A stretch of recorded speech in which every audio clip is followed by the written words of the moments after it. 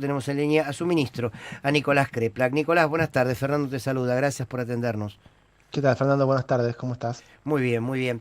Bueno, a ver, primero quiero preguntarte tu análisis sobre lo que significa esta persecución al Garrahan, por qué el Garrahan y cómo estás viendo esta emergencia en pediatría que parece que el gobierno no toma nota.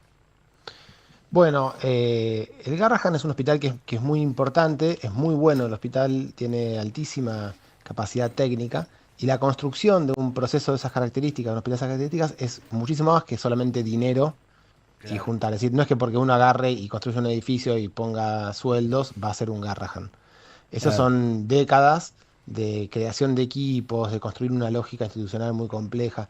Básicamente, eso es lo que está buscando destruir el gobierno nacional. Que si los hospitales públicos son de excelencia, pensemos que el Garrahan como el Cruce, ¿no? Nos pasa con el San María de Ludovica o el San Martín en La Plata también, son muchas veces superiores a cualquier lugar privado. Y entonces se les cae también un poco toda esta idea de que lo público no sirve. Entonces, la persecución, el desfinanciamiento, busca un poco destruir la moral de un hospital que es realmente muy interesante cómo trabajan y que le sirve a todo el país. El Garrahan es mucho más que ese hospital porque es la punta de todo un sistema que podemos conocer que desde una persona, un profesional de un centro de salud en un barrio alejado, que ve a un nene, sabe que si ese nene tiene algo que efectivamente es muy complejo, irá pasando por el hospital de la localidad, por el hospital intersonal, pero Ujú. finalmente llegás hasta el Garrahan. Y todos conocemos a alguien, a un niño de algún lugar de este país, de todas las provincias del país, que terminó, y no importa su clase social, en el Garrahan porque efectivamente es el lugar donde se resuelven los problemas más complejos. Sobre Mm. eso están atacando, desfinanciándolo, destruyendo la conducta, la cultura de trabajo. Ahora le sacan el recurso, la ley de emergencia básicamente decía que no pueden ganar menos que lo que ganaban en noviembre del 23. No está hablando de hacer multimillonarios a ningún profesional ni nada por el estilo. Claro.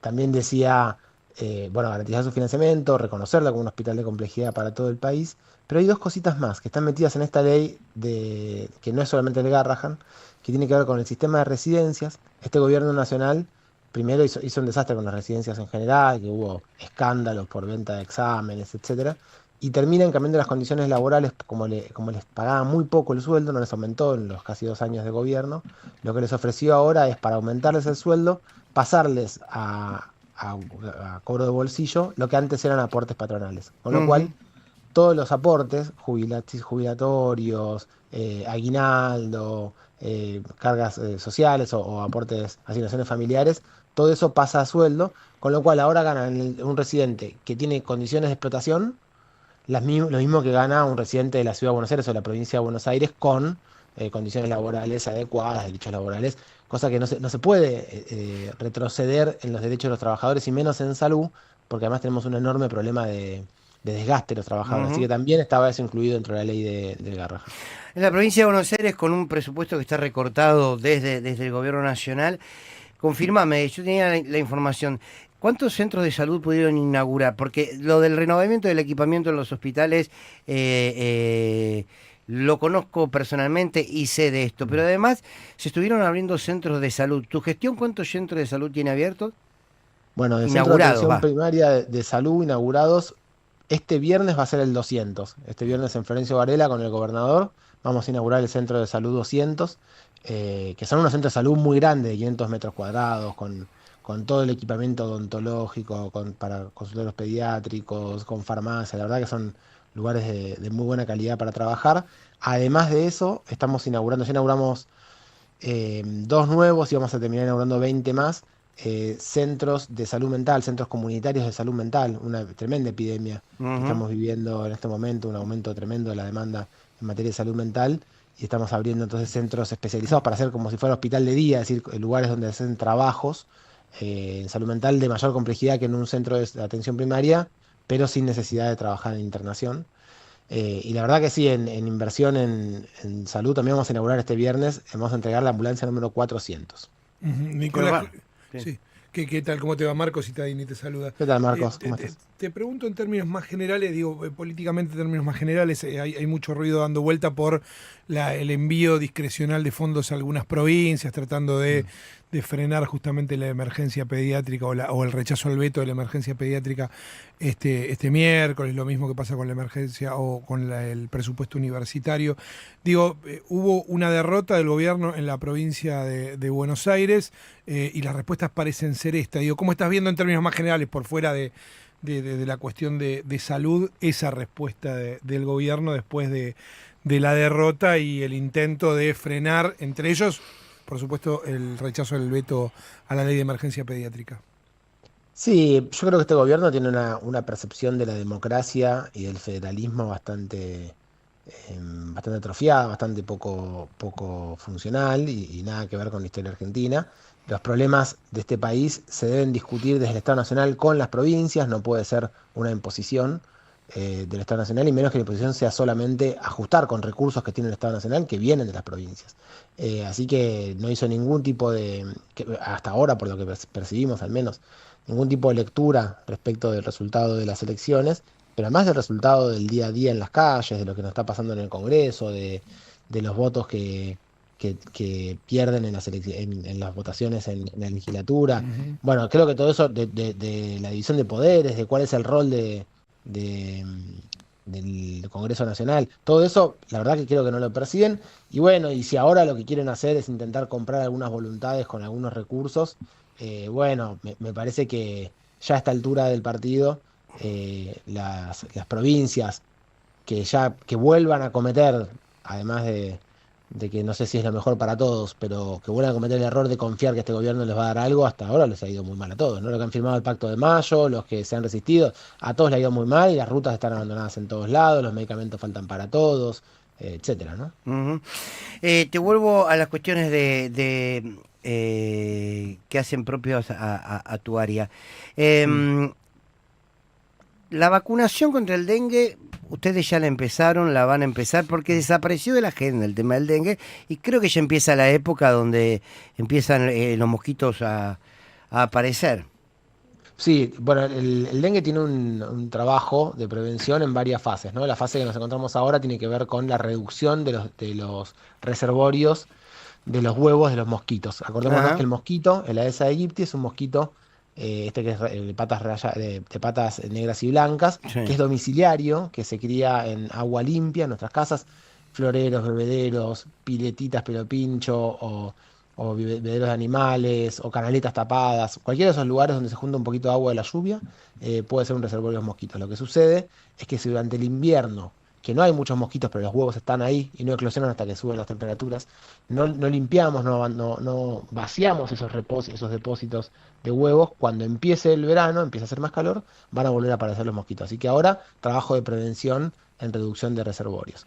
Pero Ujú. también otra parte de la prevención que hay que hacer ahora tiene que ver con la vacunación. Una vacuna que se incorporó hace muy poco, que apareció hace muy pocos años, que este gobierno nacional, cuando asume, ya había llegado la vacuna y tuvimos la peor epidemia de dengue, de la cual haya registro en toda América Latina, que fue realmente muy grave. En su primer año de gobierno no hicieron nada, no compraron vacunas, compraron apenas para algunos lugares del norte del país, a la provincia de Buenos Aires no le tocaba nada, por ejemplo. Y fue, bueno, no hicieron tampoco política ni en medios de comunicación para educar a la población, eso que acabo de explicar yo, habría que explicarlo Sí. todo el tiempo, ni en promotores de salud, financiar para que vayan a hacer el casa por casa. La verdad que dicen, la salud es un problema de otros, aunque los recursos los tienen ellos. Ujú. Así que la provincia de Buenos Aires el año pasado compró vacunas, compró 500.000 dosis de vacuna Qdenga, que es esta vacuna que está aprobada para el dengue, que es más que el doble de lo que compró la Nación y las demás provincias para el resto del país.